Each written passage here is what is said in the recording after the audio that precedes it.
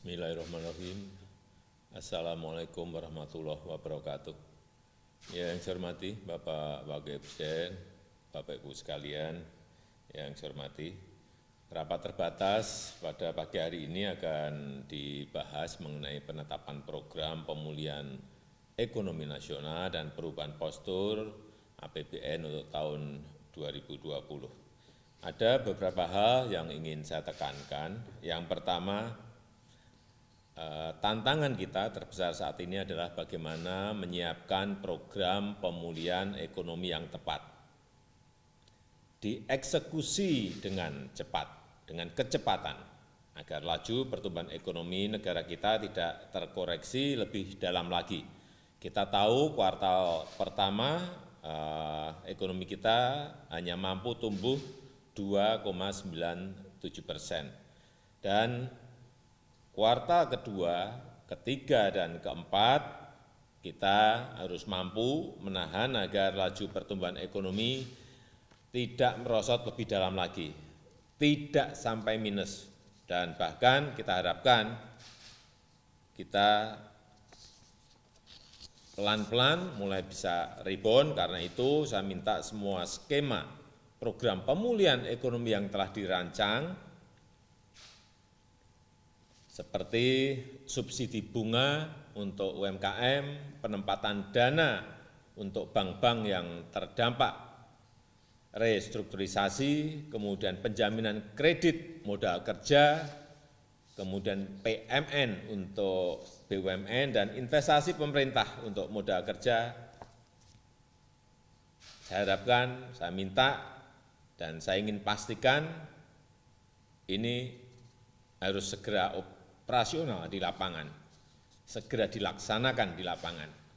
Yang kedua, program pemulihan ekonomi nasional memberikan manfaat nyata pada pelaku usaha, utamanya sektor industri padat karya, agar mereka tetap mampu beroperasi. Ini penting, dan mencegah terjadinya PHK yang masif, dan mampu mempertahankan daya beli para pekerjanya, para karyawannya. Sektor industri padat karya perlu menjadi perhatian. Hati-hati sekali lagi untuk industri padat karya, karena sektor ini menampung tenaga kerja yang sangat banyak, sehingga guncangan pada sektor ini akan berdampak pada para pekerja dan tentu saja ekonomi keluarganya. Yang ketiga, saya minta konsep berbagi beban. Sekali lagi saya minta konsep berbagi beban, sharing the pain, harus menjadi acuan bersama antara pemerintah, BI, OJK, perbankan, dan pelaku usaha harus betul-betul bersedia memikul beban, bergotong royong, bersedia bersama-sama menanggung risiko secara proporsional dan dilaksanakan dengan prinsip kehati-hatian, agar pelaku usaha, korporasi tetap mampu berjalan, PHK masif dapat kita cegah, dan sektor keuangan tetap stabil, dan tentu saja pergerakan roda ekonomi terus bisa kita jaga. Yang keempat, saya ingatkan agar program pemulihan ekonomi harus dilakukan secara hati-hati, transparan, akuntabel, serta mampu mencegah terjadinya risiko moral hazard. Ini penting sekali. Karena itu saya minta pada Jaksa Agung, pada BPKP, pada LKPP dari awal sudah melakukan pendampingan.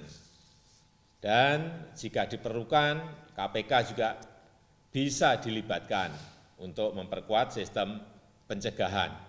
Ini penting.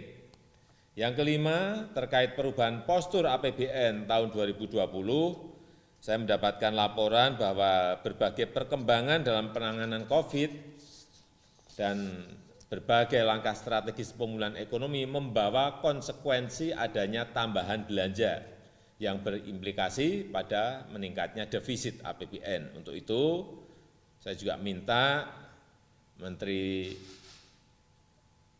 Koordinator Perekonomian, Menko Perekonomian, Menteri Keuangan, Menteri Bappenas melakukan kalkulasi lebih cermat, lebih detail, lebih matang terhadap berbagai risiko fiskal kita ke depan. Dan saya ingin tekankan lagi agar perubahan postur APBN betul-betul dilakukan secara hati-hati, transparan, akuntabel, sehingga APBN 2020 bisa dijaga, bisa dipercaya, dan tetap kredibel. Saya rasa itu sebagai pengantar yang bisa saya sampaikan dalam rapat kali ini.